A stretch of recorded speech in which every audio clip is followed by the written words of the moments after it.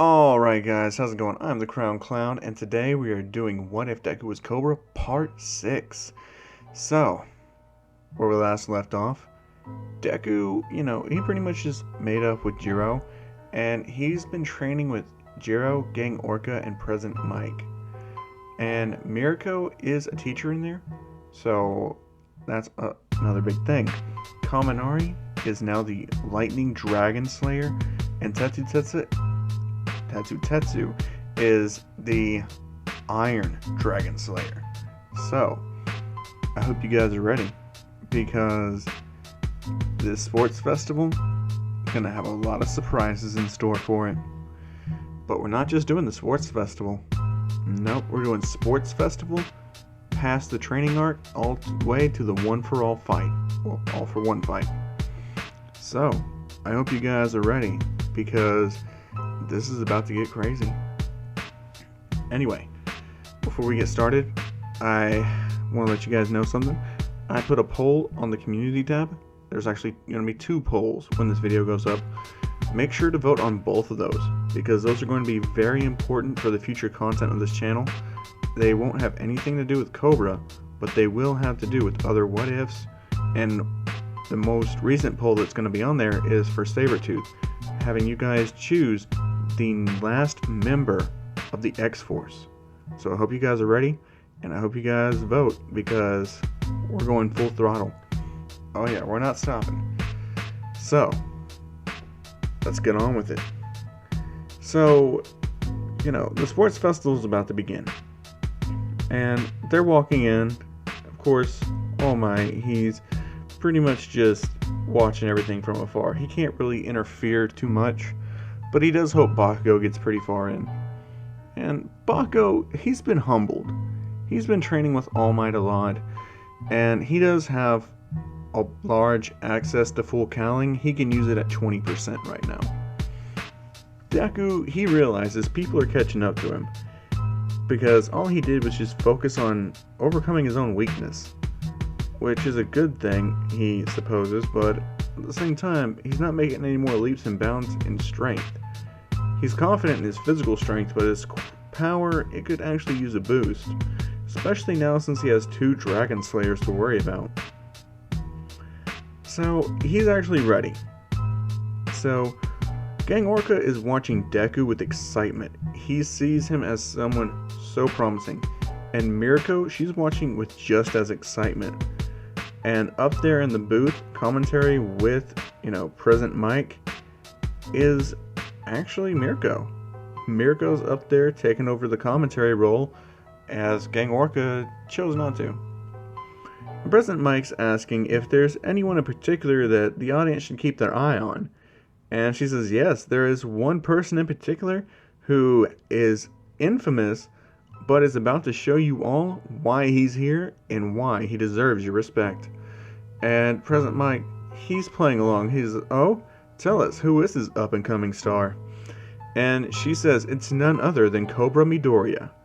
As everyone kind of just boos, and she's like, okay, shut up and put up. If you guys are going to boo him, then at least watch. Until you guys see what he's capable of, keep your boos to yourselves. As, Cobra, he's pretty much just like, damn, she's so loud. Jiro kind of just nudges him and says, what, stage fright? And Deku's like, no, hell no. That's the last thing that I have. And she's like, good, let's get on with it. So, Midnight, she's explaining the rules to everybody, saying you are free to use your quirks and powers, and she looks right at Deku. Deku pretty much just smirks, and she's just rolling her eyes. She knows what he can do, and she's kind of worried for the other students. Not so much fearing that he's going to do things to purposely hurt the other students, but just for their safety because of the effect. And she says, alright, get ready and go. As Deku, he's fast. Like, Dragon Slayers have incredible speed, so he's just rushing through them. He sees the 0 pointer and he decides to just use poison dragon scales, and it destroys the 0-pointer. And he does that to where the rubble will kind of obstruct other people's paths, as he just, moves around the other robots, hearing where they're at, and he's off to the next part. He easily, beats the ravine thing. He's just not even worried about it. Then he gets to the landmines. Once again, he can hear where they're at. He notices where they're at. So he just rushes on past them, avoiding them all, and he gets there first place. Easy. And right behind him is Tetsu and Kaminari. Kaminari gets third because, of course, he's not used to using his Dragon Slayer power yet. He just got it a few weeks ago, so he's still adjusting to it. And Tetsu, he's actually pretty surprised that Deku beat him in a race. He's been the fastest since, he learned Dragon Slayer magic. And he looks at him and says, "Don't get too comfortable. I'm coming for you." And Kaminari gets right up in his face and says, "I'm coming for you too." And Tetsu kind of just pushes Kaminari and says, "Out of the way, third wheel." And Tetsu is just like, "I don't care for either one of you. I'm the best dragon." Deku literally just laughs and says, "You were the best dragon? Have you even looked at your face?" As, Tetsu's like, "What's wrong with my face?" And Deku says, "You're butt-ass ugly, dude." And, Kaminari's laughing. Deku's laughing. Tetsu's actually just pretty fed up with it. And, Kaminari tells him, "I noticed you're right near Jiro, and I told you to cut it out." And, Deku gets up in his face and says, "She's a grown-ass woman. She can make her own choices." And at that time, Bakugo and Todoroki tie for fourth. As they look and see the three students ahead of them, they're just like, "What the hell?" They were both confused as hell about how these three got up here ahead of them, especially Kaminari, because Bakugo and Todoroki, in their minds, they're better than him, but Kaminari just easily passed them by.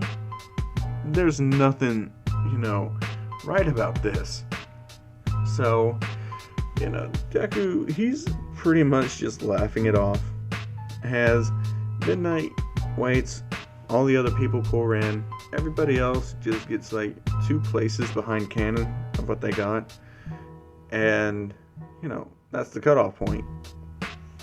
And Shinzo, he's actually pretty interested in Deku. He wants to fight him and beat him to prove he's nothing to be scared of. And Deku can hear it. And he looks right at Shinzo and tells him, "I wouldn't recommend it if I were you." Shinzo actually is kind of confused. And that's when Deku just tells everybody, "I can hear your thoughts." As they're just like, "Wait, what?" And that's all he says. And they're just like, "This is so unfair." And he's just like, "Oh well, fair isn't even part of the equation." As Midnight explains the cavalry battle and she puts the 10 million points on Deku, he's not worried about it. Not in the slightest. And Deku's team in this is going to be a lot different. So, in this, he's actually going to be teamed up with Jiro. And, Kaminari teams up with him just for Jiro. So it's not an easy team, but Deku's not going to turn him away just because he wants to get this thing over with as fast as possible. Jiro's annoyed by both of them. And the last person that's going to end up joining them is actually Ida. Ida joins up with Deku because in his mind, he wants to find out what Deku's all about. And Deku's surprised that Ida actually wants to join him after what his brother said about him. And Ida basically tells him, "Look, my brother has his own views, but I need to start seeing things from my own point of view.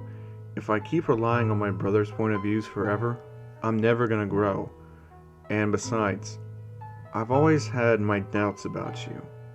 I want to be able to confirm it with my own eyes, what type of person you are. And Deku says, well then, welcome to the team. Kaminari says, hey, I'm team captain. Deku says, the hell you are. And they're starting to square off. Kaminari's, starting to zap up his lightning. Deku's releasing his poison. Jiro basically screams at both of them to get it together. And, Ida, he's just like, what did I sign up for? So Jiro's the rider. She has the 10 million point headband on. Kaminari and Ida are in the back. Deku's in the front. And they just blitz everyone. Since Deku can hear what's coming, he's able to yell out plans and strategies and maneuver patterns. So it's an easy win for them. And basically, besides, Kaminari placing, everyone else kind of just, same thing. And, they're off to the battles. So pretty much every fight kind of plays out as in canon except for 2. So the 2 fights that go differently is Kaminari's fight and Tetsu. Tetsu actually knocks out Kirishima easily. And Kirishima's actually confused by that, but he gets his block knocked. And he's just like, why? As he's unconscious. And Kaminari's fight against that plant girl, he decides to show off a little bit. Because he knows what Deku can do and what he's been doing with his Dragon Slayer powers. He decides it's time to use his. So he breathes in as that plant girl is, kind of just doing her same thing as in canon. She's not ready for this. As Kaminari exhales and says, lightning dragon roar. And everyone is shocked. Like, Jiro especially, seeing a lightning dragon roar from Kaminari. Letting off, 20 times the amount that he can do in canon and not being fried. It's amazing. Everyone just is like, when did he get so amped up? And, Kaminari just walks out the winner, because she's knocked out, like, nearly dead. So, Kaminari just kind of points at Deku. And Deku's fight with Shinzo is a lot more, one-sided. Shinzo tries to get Deku to answer, so he starts bringing up his past. Doesn't get him to talk. That just pisses him off. So, what does Deku do? He runs up there, grabs him by the face, and says, you want to talk about my past so bad? How about this? As he grabs him and says, Poison Dragon's Grip Strike. As he grabs him by the face and, does the attack and poisons him. And he can hear the, poison taking effect in Shinzo's body, and he throws him out. And once he's out of the ring, like, people notice this guy's strong. He literally just one-handed tossed that kid out like he was nothing. So everyone is kind of downplaying Shinzo a lot more than what they would have because of that pathetic performance. And Shinzo actually hates Deku now because he's in a lot of pain and agony, and he doesn't know why. So, the next fight is up, and this time it's a bit different. They decide to put Todoroki versus Bakugo first, because they pretty much get the gist that the top 3 students are Tetsu, Kaminari, and Deku. And Jiro, she's actually about to have her fight. And it's actually against Tokoyami. Since Momo didn't get in, she has to fight Tokoyami. And she tries her best, but Tokoyami, he still wins. Deku, he comforts her and he tells her, don't worry about it. She did her best. And she says, yeah, thanks.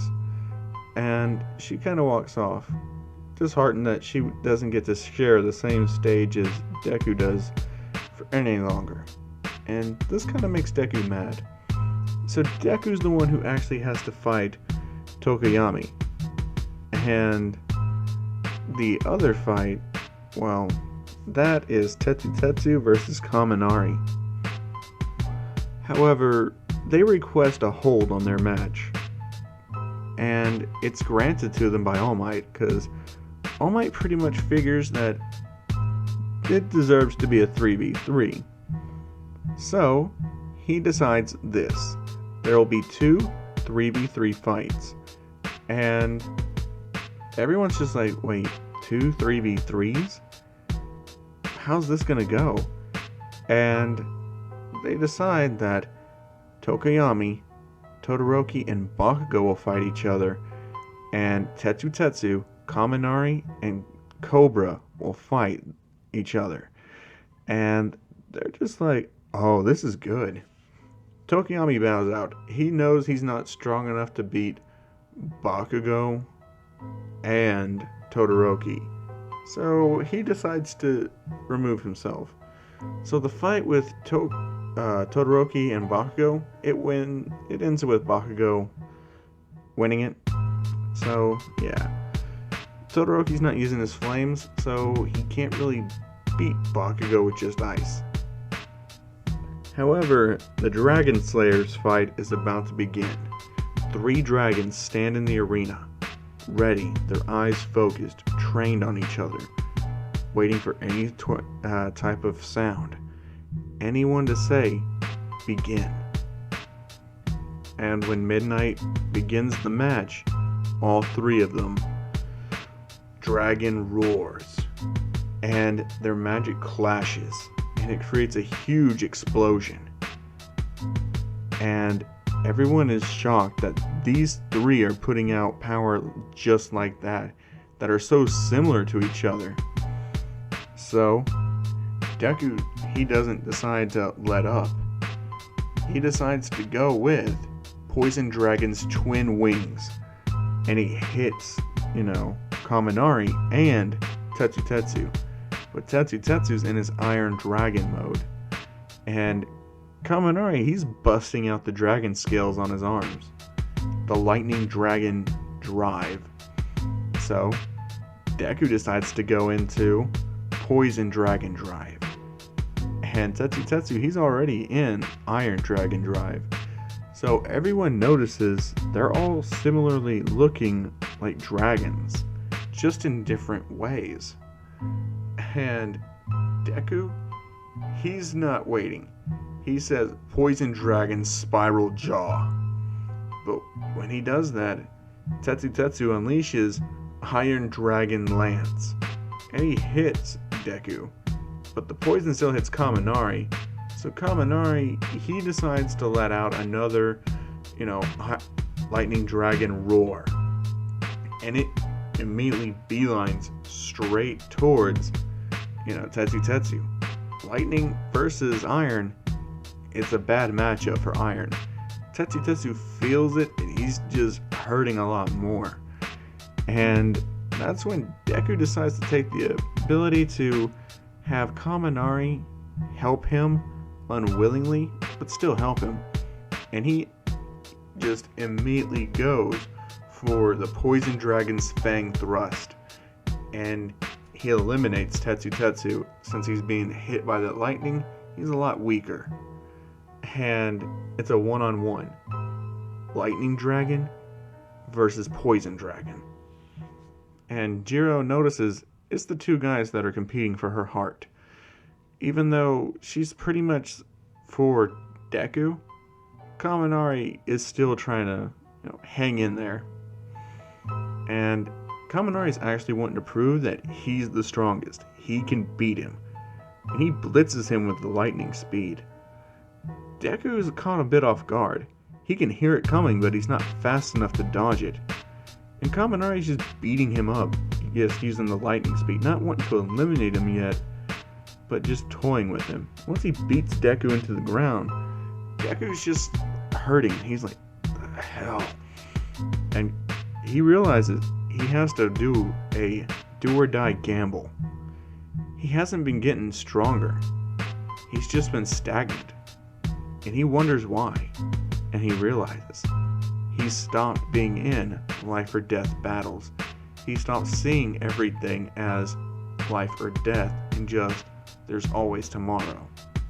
He's gotten used to having a comfy lifestyle, and it's took his edge off. It's made him rusty. He wasn't this weak when he was first fighting, Gigantomachia. Well, not Gigantomachia, fucking Redestro, my bad. And, Redestro would have just immediately killed him by now. But he was strong enough to beat him. And that's because he had this killer instinct. Deku goes back to that way. He falls back into that dark hole. And when Kaminari uses his lightning dragon roar, Deku eats it. And he's doing this life or death. He remembers reading somewhere, sometime, dragon slayers could consume other elements and gain their powers. So when he did, he realized that he has the power of the lightning dragon.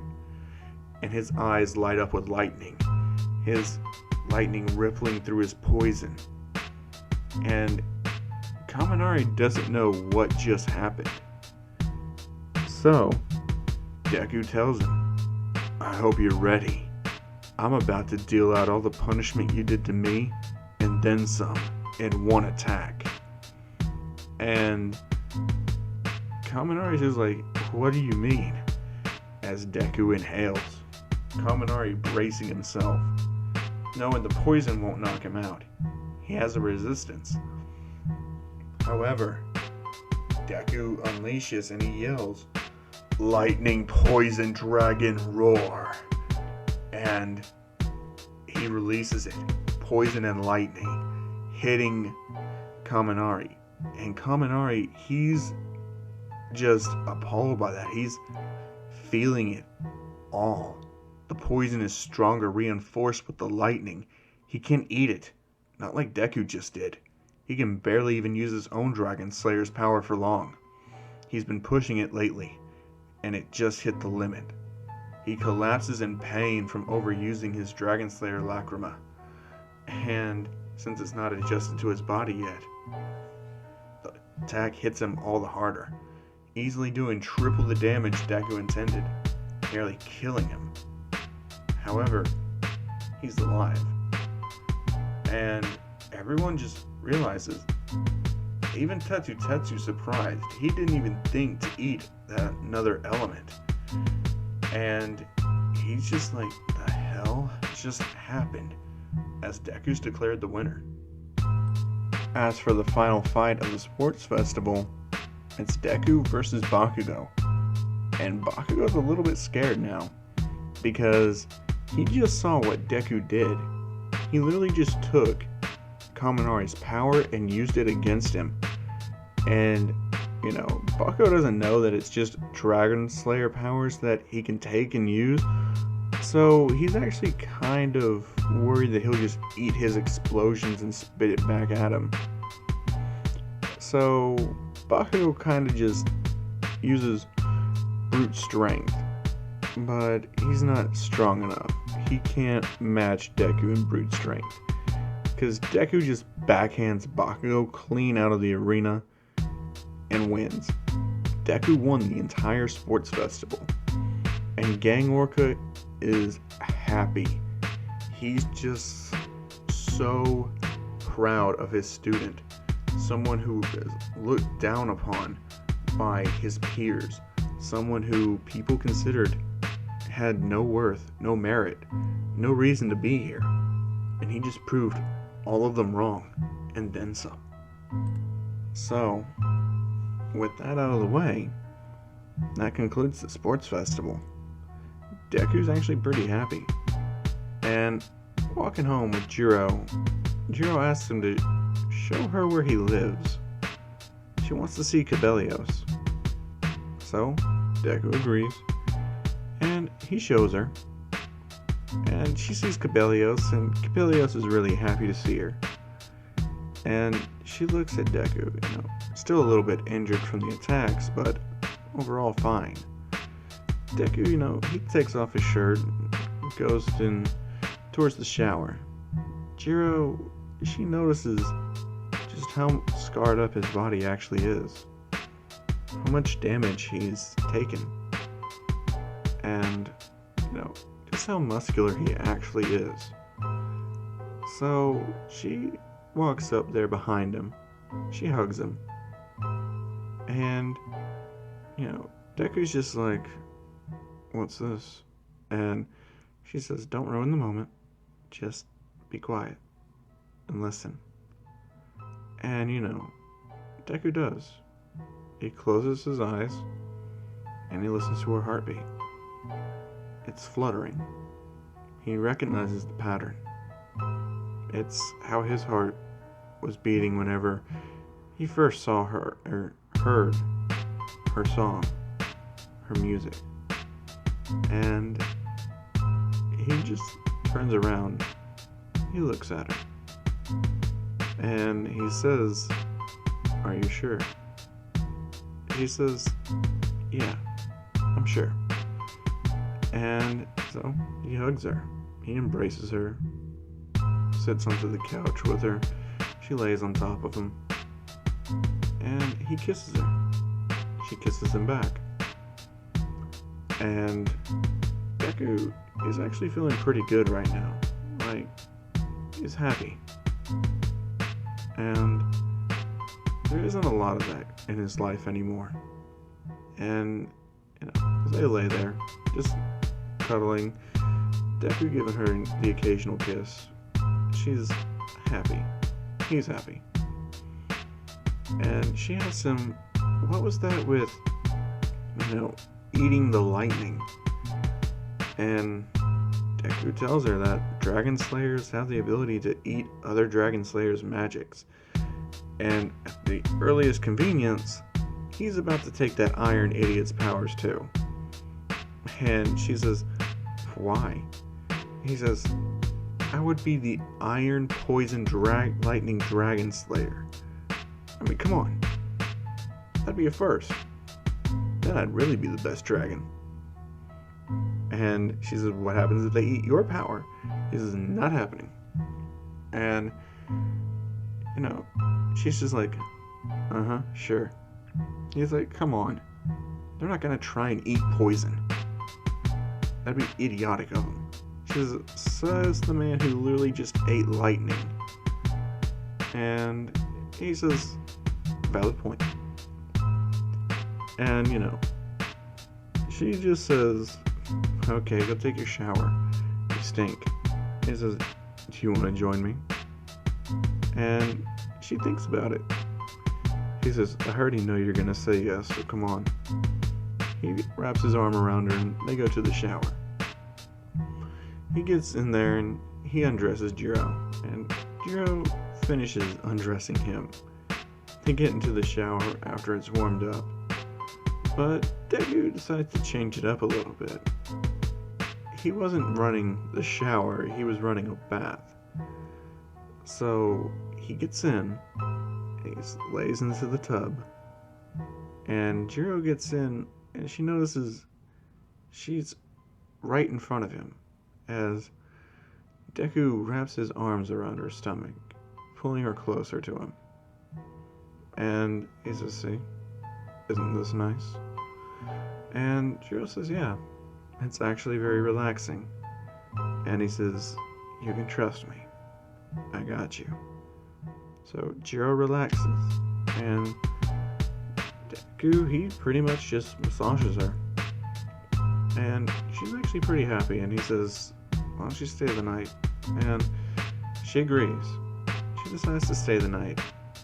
Cabellios is on the couch tonight because Deku is about to have himself a fantastic night tonight. So after their shower, Jiro says, do I need clothes? Or Deku just says no, you won't need them for this.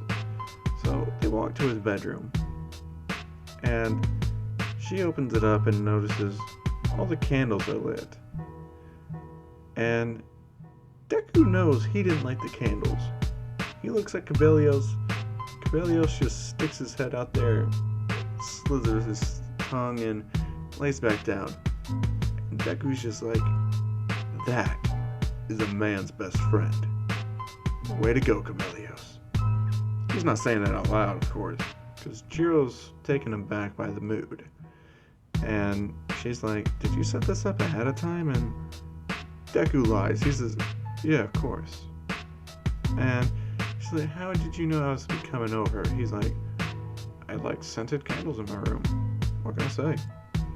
And she's like, whatever. So they walk over to the bed. Jiro's actually pulling Deku this time, as she pushes him onto the bed. And she says, you ready? And he says, yeah, I'm ready. Do your worst. So she does. This time, once she gets on top of him, she emits her heartbeat on to Cobra, so he feels the vibration as she's kissing him. And he's just relaxing. He's never felt this good. Feels her heartbeat. He grabs her. He starts caressing her back, her thighs, her hips, kissing her back. And Jiro's, her heartbeat's getting louder, faster and faster. And, the foreplay's gone so far to the point to where it's now or never. So, Deku flips Jiro onto the back of the bed as he spreads her legs, and she says, remember, gentle. As, Deku looks at her and says, always. As he puts it inside of her, and she feels like pain at first, because, first time all that. And, Jiro, she just grabs onto his back and she just claws it. It doesn't really affect him. He's used to pain at this point. So, Jiro scratching his back, nothing to him. As he begins, Jiro's moans get, they start out soft, and they start getting a little bit louder. And, Deku, he loves hearing that. The sound of her in his ears. Like, it's soothing to him. He's able to relax. He's able to let go. Able to enjoy himself. And to make sure she enjoys herself. And he can hear everywhere of her body. The pleasure, where it's at, where it should be at, and he adjusts. So, at the end of it, she's screaming, and, Cabellios hears it, and he's just slithering his tongue. So, Jiro, she's just screaming as Deku, he's going hard, fast. He's just going complete opposite of gentle. And Jiro says, I thought I told you to be gentle. And Deku says, this is gentle. You don't want me at my full power. And she says, go ahead. I can take it. So he goes harder, faster. And, Jiro's screams get even louder. It's so loud it can be echoed outside. And she loses her voice a little bit. And by the time they're done, Jiro can't talk at all. She screamed that much, her voice is gone. Deku is pretty much, reeling in pain from the screams, but oddly enough, it still sounded good to him. He lays there with her, and they go to sleep. And Deku's able to sleep the best he ever has in his entire life. He's sleeping with someone who he trusts, who he cares about, and who cares about him, who he shared an intimate moment with. And, he's happy. He has someone this close to him. But he also knows she's become his weakness. And that's not a weakness that he can get over. It's not one he can overcome. So he promises himself that if it comes down to it, he'll kill anyone who tries to fuck with her. So he's pretty much got no qualms about killing people anymore. He's decided, screw being a hero. He's an anti-hero. And he's damn proud of it. So, next day, they wake up. They go back to school together. And, before Deku leaves the house, he goes over to Cabello's, and he pets his snake, and he says, "That's why you're my best friend." And Cabello's brings out some poison. Deku has his breakfast. And, Jiro stops, she gets some breakfast, and she asks Deku if he's eaten. He says yeah, so they head on to school together. And everyone's noticing how close those two are. And they're kind of just like, what's going on? Like, what's this? But, they decide not to try and ask Jiro when she's next to Cobra. And Ida, he's down, he's depressed today. And, Deku, he pretty much just can hear Ida's thoughts. And he walks up to him and says, "Hey, what's up?" Ida knows not to lie to him, so he pulls him outside of the classroom for a minute. They're in the hallway talking, and, Deku says, "Your brother, I know how that feels. You know who did it?" And Ida says, "Yeah, the hero killer, Stain." And he says, "Look, I know you don't like my brother," and Deku stops him right there. He says, "Look, I don't dislike your brother. Your brother dislikes me. But he's important to you. And you chose to open up to me. You chose not to judge me, to be my friend. I'm here for you, man. Like, honestly. I'll help you get through this. But you gotta promise me something." Ida says, "What?" Deku says, "Don't go at him." And he is about to stop him, and, Deku says, "Alone. Don't go at him alone. You tell me what area he's in, what internship you're going with. If I got it, I'm there with you. If I don't, I'm making damn sure I get in that area. We'll catch this bastard together. And we'll bring him to justice." Ida says, "Look, the type of justice I'm trying to go for isn't..." And Deku stops him right there. He's like, "Trust me, I know what type of justice you're going for. You're out for blood. Personally, I don't care. I'll help you kill him." And Ida says, "You're telling me you'll be my accomplice in murder?" And Deku just tells him, "We'll make it look like a suicide." And Ida realizes who he's talking to. The guy's killed before. So, yeah, this is the best person to help him out with his vendetta against Stain. And Ida agrees. So, with that in mind, Deku, he walks back into class with Ida. And Ida's in a much better mood now. And people are wondering, Ida, when he went out there, he was all depressed, didn't want to talk to nobody. Now he's smiling. And, they were all asking Jiro what the deal is. Jiro told them, she don't give a fuck. She told them that, they did it last night. And they're just like, wait, seriously? And, she said, yeah, he's very romantic.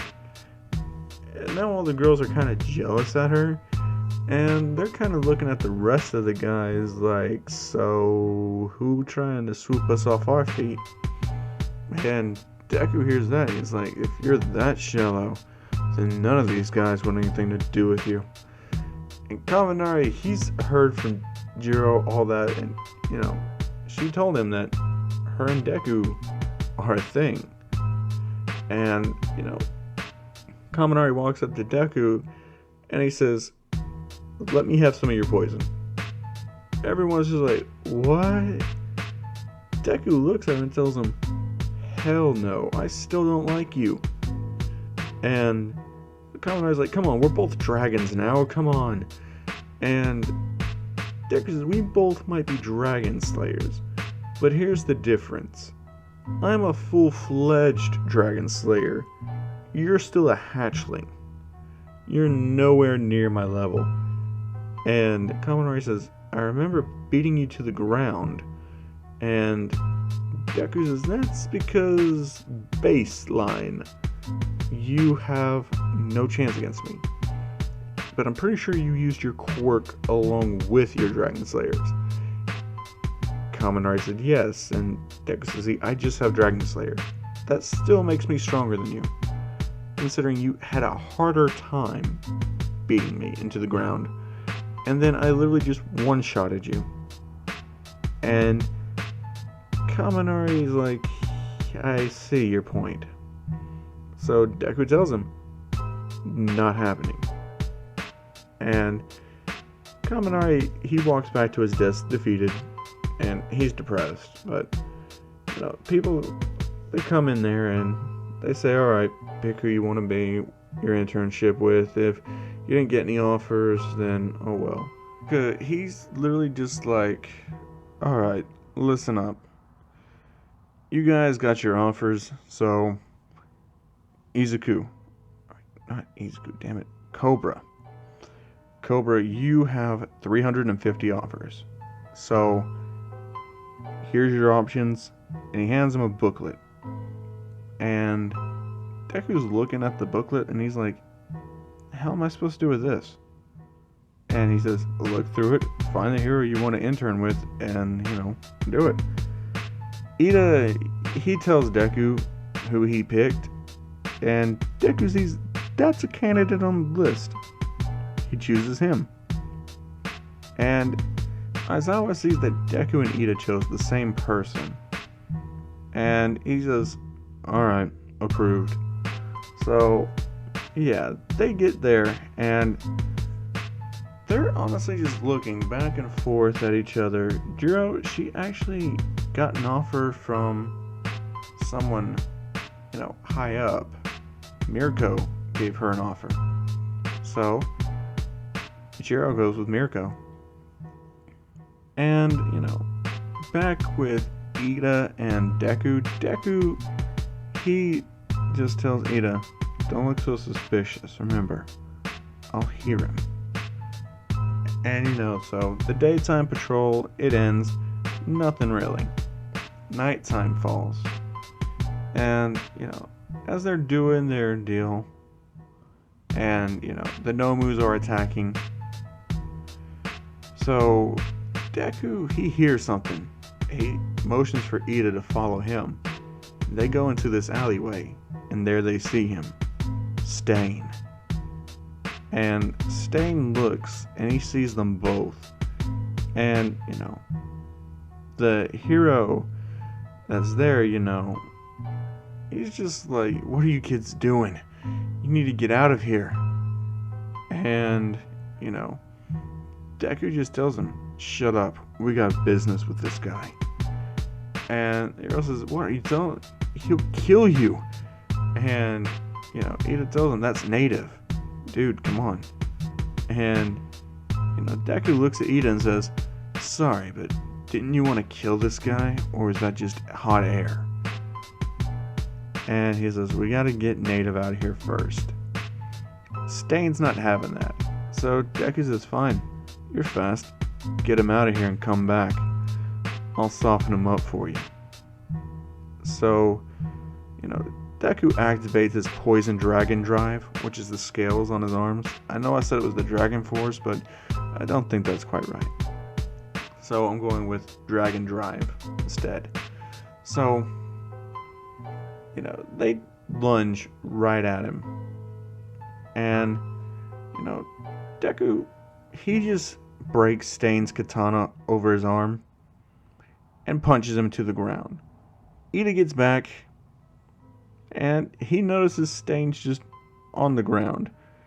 And, Deku, he decides to give him a little bit of poison. And he does the Poison Dragon's Grip Strike, just letting the poison seep in through his face.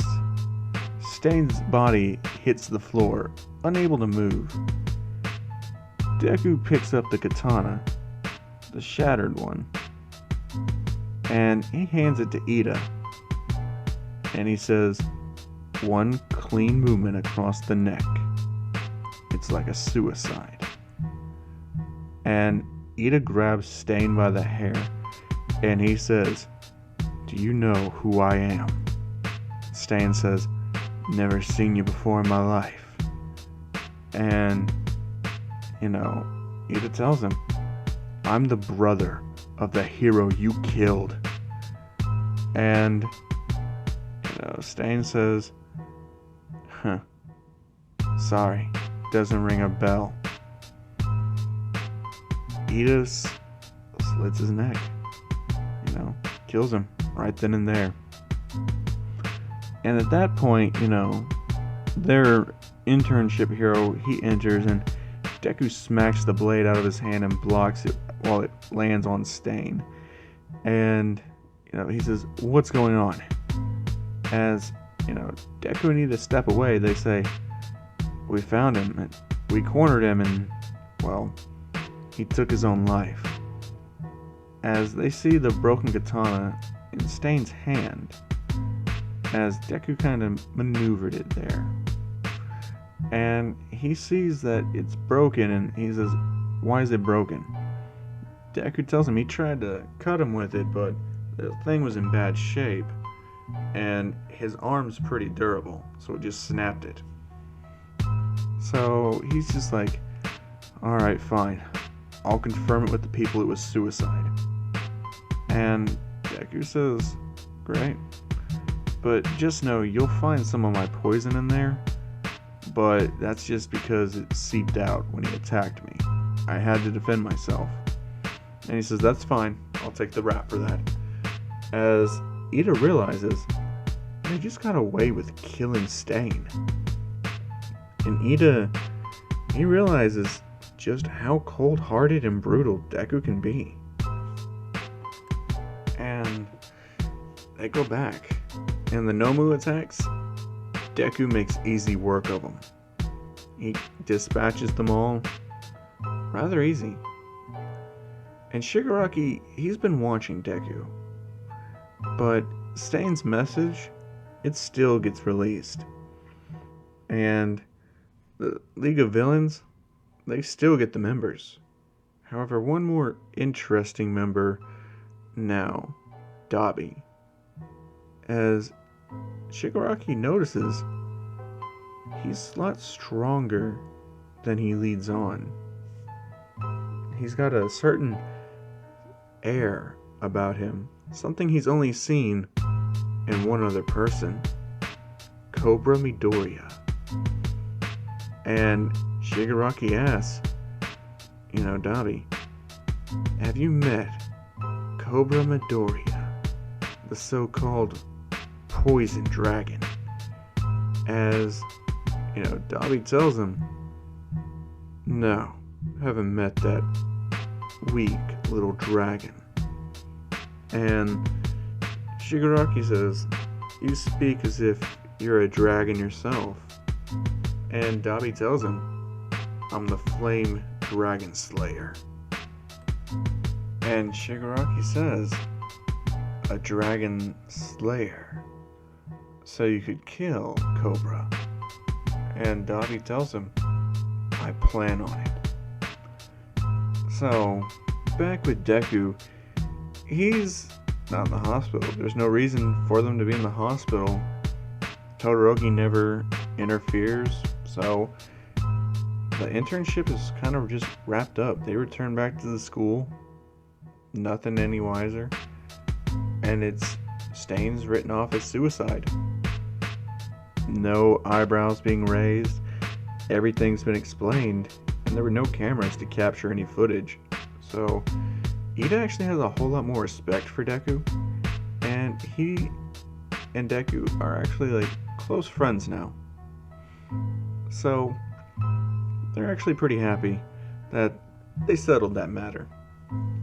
And for Ida, that's basically just a one-time thing with him. He doesn't really want to become a killer, but he does remember how it feels. And so Aizawa tells them that, it's time for the training camp. And everyone's kind of excited for it. And so they all get ready, they make their preparations. Shigaraki does not make contact with Cobra in the mall. And, Deku, he actually goes shopping with Jiro, but the whole class is together. They invited Jiro, and Jiro invited Deku. That's her boyfriend. She's not going anywhere without him. And, she enjoys being around him. She's actually moved in with him, so him and her are in their own place. And the training camp, it's pretty much, same location, just with Gang Orca instead of Aizawa. And so, as they get ready to go, Deku, he's pretty much just sitting at the back of the bus. Jiro sits next to him. Ida and Kaminari go back there with him. And, some of the girls are kind of wondering, what's the appeal about talking to Cobra? What's the whole deal with him? Mina's had enough of this, and she just goes back there and starts talking to him. And Deku's being nice, because that's one of Jiro's friends. So he's being nice to his girlfriend's friend. And, Jiro just says, so, why are you being so awkward, Mina? And Mina just says, I'm just trying to get to know him. And Deku tells her, there's a lot of easier ways than that, trust me. And, she's just like, okay, I'm sorry. And he's like, that's a good start. So they start talking, and they get to know Mina. Mina gets to know them. And, she realizes Deku's not that bad of a guy. Sure, he can be an absolute jerk, but deep down, he's an alright guy. And Jiro's seen his softer side firsthand, so there's no use trying to pretend like it doesn't exist. Deku's not too happy about that though, so he's actually just, staying quiet. They get there, and, the Pussycat, they get out there, and, before Deku can even try to warn anybody, they avalanche it, and they're in the forest. Deku and Kaminari just blitz it, and they're the first ones there. And Jiro's actually kind of mad that Deku just left her. And Deku realizes that, and he's just like, shit. Kaminari's like, see, I wouldn't have left her. He's like, you did leave her. And Kaminari's like, oh. He's like, oh well, she's not my girlfriend. And, Deku's just like, dude, what is wrong with you? And, he says, live and you learn. So, Deku and Kaminari are the first ones to have to cook dinner. Deku's actually pretty good at it. Kaminari, not so much. So, Deku holds that over Kaminari's head. And by the time the rest of the group gets there, Jiro is so mad. But when she sees that Deku cooked a meal for them, she's actually pretty happy. And the Pussycat Dolls, they see Deku being such a resourceful and, considerate man, and they actually start to see why Jiro likes him, despite his record, which, again, doesn't exist. But, that happens, and, Koda, he meets Deku, and, he's just, tries to punch him, but Deku just grabs his hand, and he says, not something you do to people. And trust me, someone would cry if that got injured. And Koda doesn't know what he's talking about.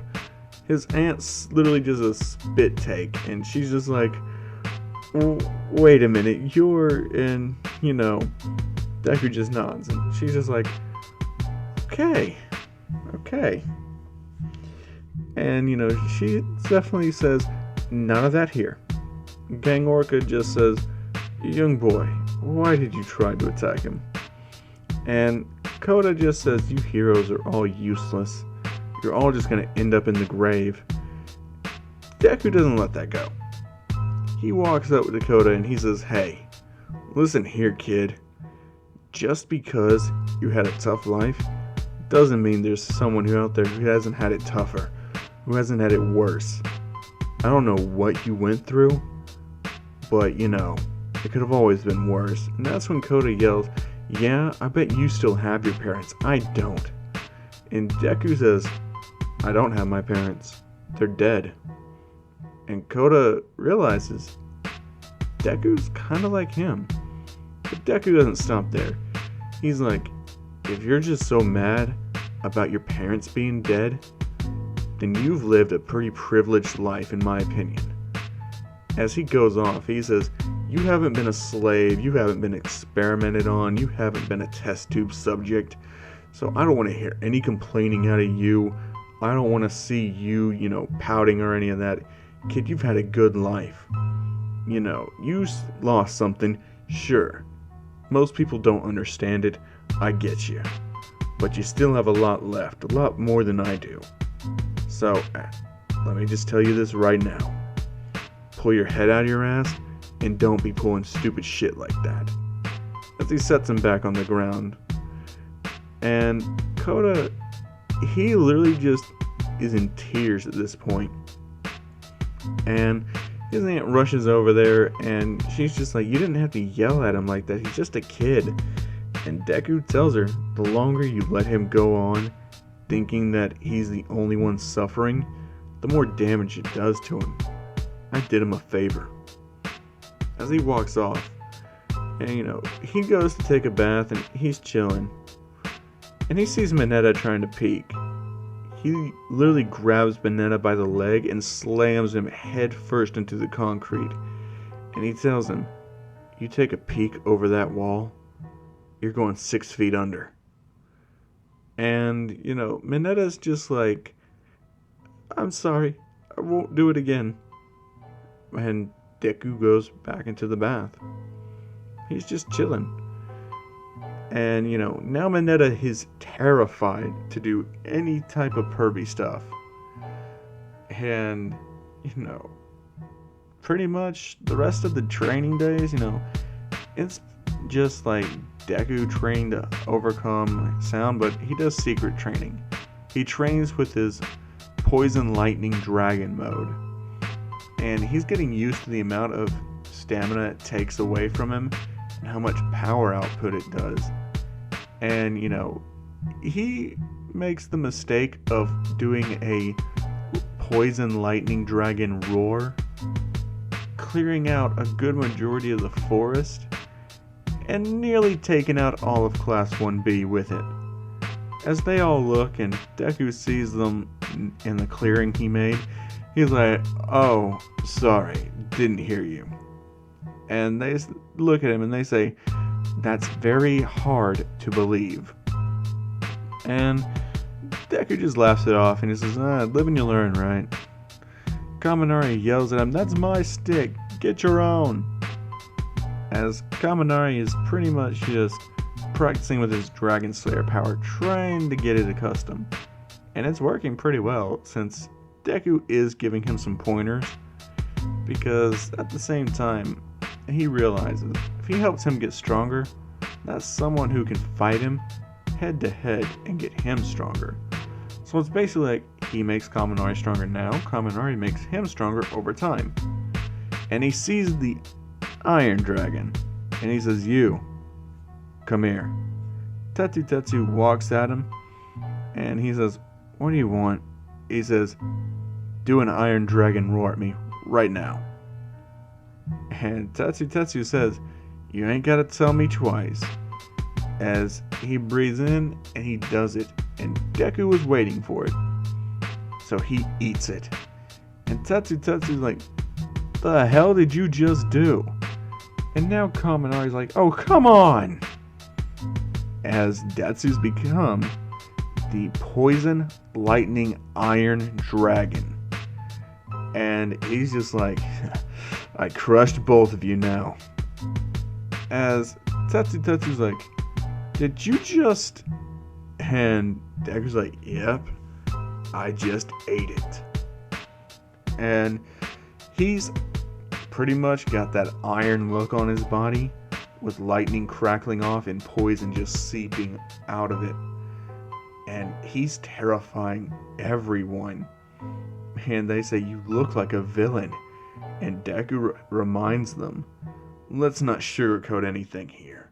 I might be going to this hero academy, and sure, I might be a decent guy now. But back then, before any of you knew me, I was a villain. When I die, I'm going to hell. Because let's face the facts, I'm still a villain. I still kill people. Nothing's changing that.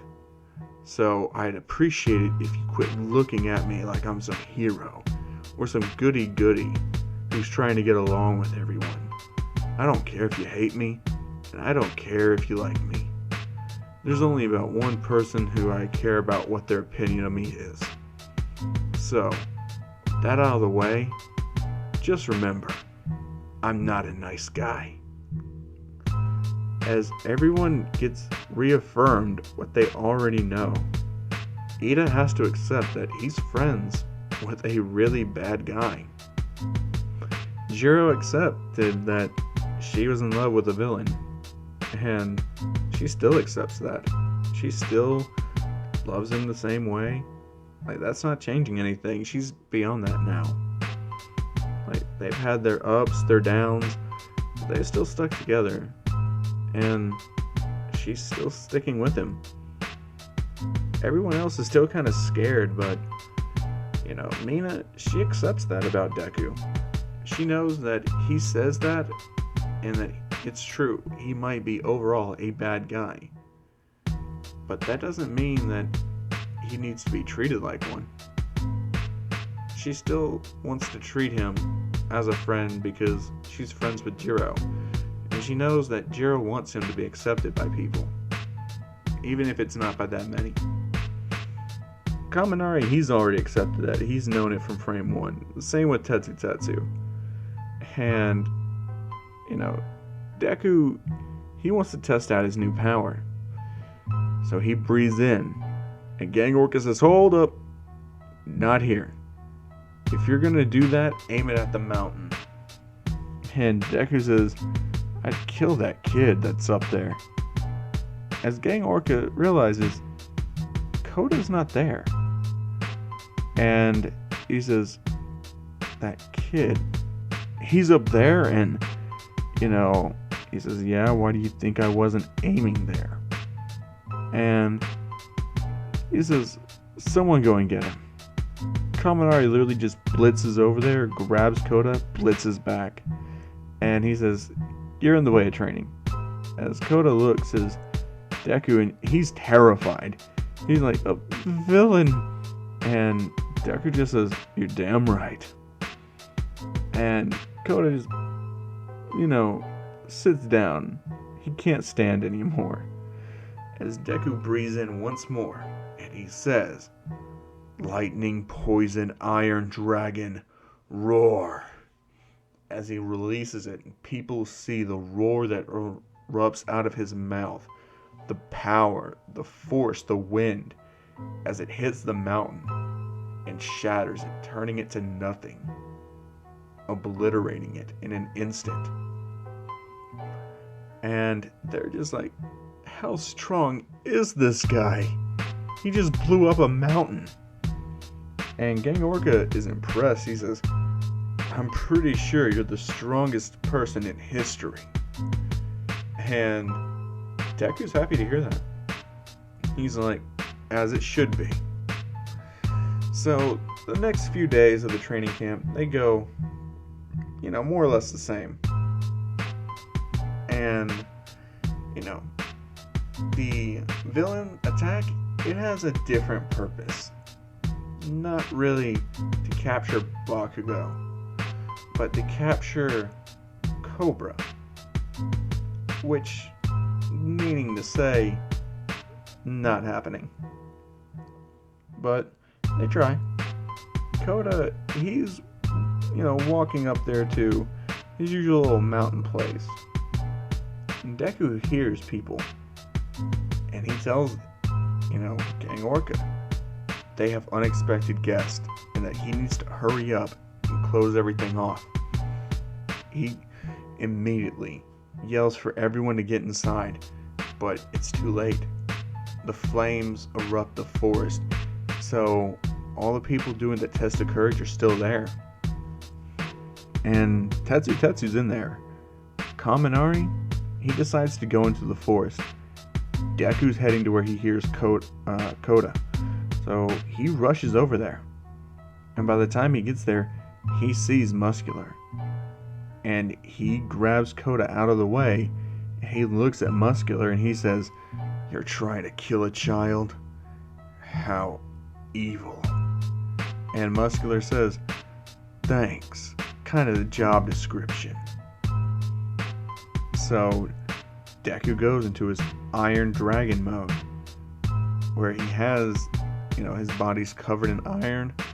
He has, the poison is seeping off of his fangs on his hands and all the way down his arm, the lightning crackling in his eyes. As he looks at Muscular and he says, "Then it's my job to put you 6 feet under, piece of shit." As he charges at Muscular in an instant, he impales his fist straight through Muscular's stomach. Muscular not even having time to react before Deku says, "Poison Dragon. Scales." As he releases the scales point blank as they chop Muscular in pieces. Muscular falls off the cliffside, down into the forest below, dead. And the forest is burning, so Muscular's body gets turned to ash. And so, the whole Muscular fight gets cut pretty short, as Koda realizes Deku just saved his life. Deku tells him, "I won't let anything bad happen to kids. That's a code I have for myself. I'm not going to let anyone go through what I did. I promise." And Koda realizes Deku does have his values, as he starts to warm up to Deku for saving him, even though he didn't know him, even though he yelled at him, and even though he was called a villain, and Koda did all that bad stuff to him, or tried to. Koda just asked, "Why?" And Deku says, "That's just how I roll," as he kind of smiles to him. And Koda, he pretty much respects Deku, and he realizes there's other paths than just being a hero. And he respects Deku's path. Might be a little hint to where Koda might be heading down now. And Deku, he rushes Koda back, and, the Pussycats, they're pretty happy that Koda's safe.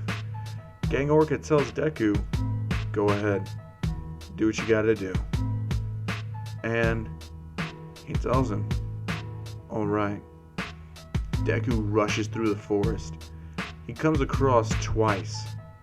He tears his head off. He sees Toga, as she's terrified at what she sees. She's not terrified for long, though. Poison Dragon Roar poisons her, but this time it's meant to kill. He saves Uraraka and Asui from Toga, so they're grateful. He rushes deeper into the forest, and he can see the lightning happening, as Kaminari just got done taken out for taking out that freaking teeth cannibal motherfucker. And then he hears, like the Iron Dragon's roar as he took out that kid with the gas. And, pretty much most of the main players are just Dobby. Mr. Compress, Spinner, that magnet person, I forget their name. And that's it. Like, all the other ones, they're taken out, scratched off. And that's when they run into them. They run into Dobby. And Dobby sees 3 dragons. And he's happy for it. He says, "Thanks for taking out those weak teammates of mine. It's gonna make me look all the stronger when I kill you 3. And he looks over and sees Todoroki. And Todoroki, he's pretty much, terrified. After seeing, Deku kill people, Kaminari just one-shotting, he feels weak. Like, he feels powerless. And now he's having to stare down this crazy stitched-faced maniac who's claiming he can kill 3 dragons. And, he lets out a fire dragon roar. Deku walks right through it in his Iron Dragon mode. The flames don't hurt him. And he basically grabs Dobby by the face and slams him into the ground.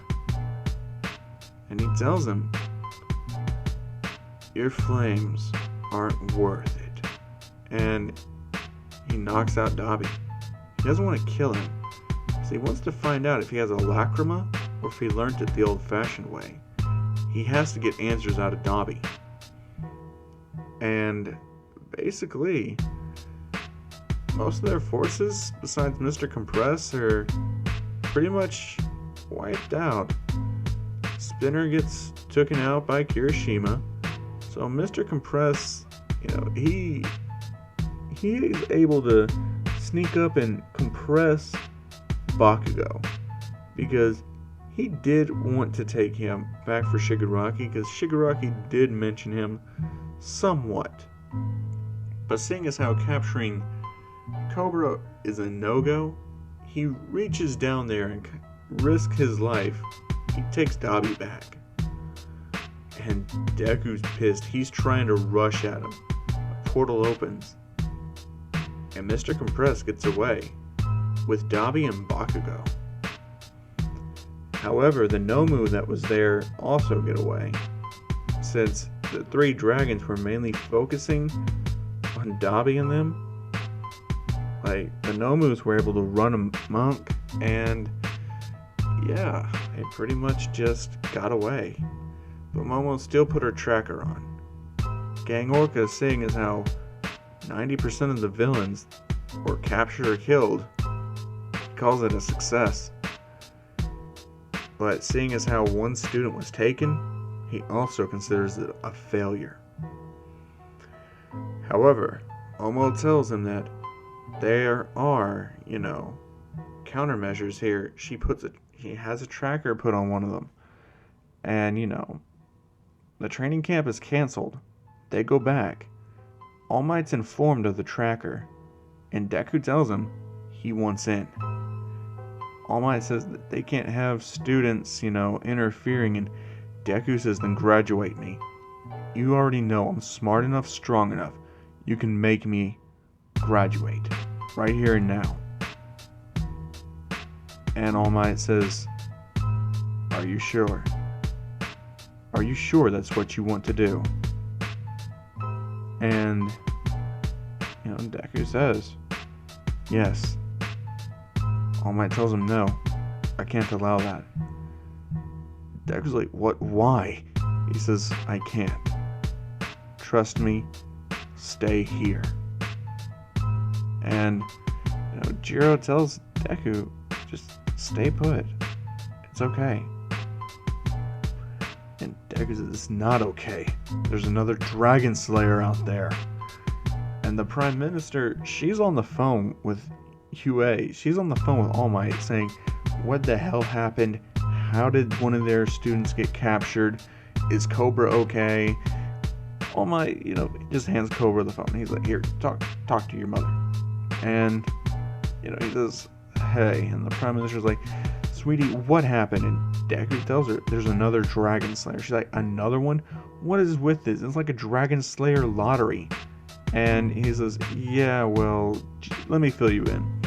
And he basically tells her he has the Lightning Dragon and the Iron Dragon Slayer's powers now added on to his own. And she's like, that is some strength. He says, there's a fire one now who has blue flames.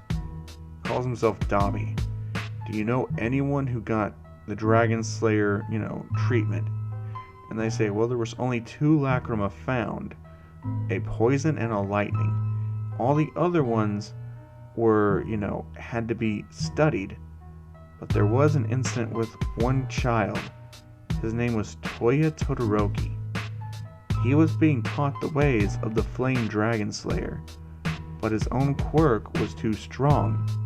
Added that with the flaming powers of the Fire Dragon Slayer, and there was a forest fire. There was only a remaining jawbone. He was considered dead. So if someone found that knowledge again, then, there's a good chance that he could be the one who found him. And Deku said, or there's a chance Toya Todoroki survived. As the Prime Minister says, okay, look, find him, drag him in. We need answers now. This is going to be a nightmare if he gets away. And Deku says his hands are tied. And the Prime Minister says, that's right. You're not a hero, and my hands are tied right now. Okay, just stand by. I'm going to get these pros, and they're going to capture them. All of them. If they fail, I'm authorizing you as a kill squad unit to go in there and kill all of those villains and drag Dobby in alive, though. He's the only one we need alive. We need answers for this now. Dragon Slayers are too powerful to be let loose. And Deku says, agreed. So, with that, the raid begins. But before Shigaraki or Dobby or Mr. Compress can be captured, their work gated away. Deku receives a call from the Prime Minister saying they've got away, go in there and kill them all. He says, who's them? She says, any hero who gets in your way and all villains. Deku says, you want me to take out heroes and villains alike on national TV. She says, if they get in the way, tell them they were traitors. Put them down. Deku says, as you wish, ma'am. And he enters the battlefield. As the cops know better not to mess with him. They've all been updated on their orders. The heroes kind of notice the police aren't stopping this kid from just running in. Jiro's watching on the TV as All Might's fighting all for one. Deku rushes in there as he unleashes his lightning, iron, poison dragon roar, erupting it and just crushing all for one, just killing him on the spot. He goes in there, tears apart the facility, the bar, the lab, killing all the Nomu. And the police are able to get a lot more data. They're able to track the doctor that's been helping All for One. So he's on the run with Shigaraki, Mr. Compress, and Dobby.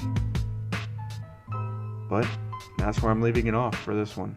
I hope you guys enjoyed. As always, I've been the Crown Clown, and I hope to see all you beautiful people again in the next one. Peace.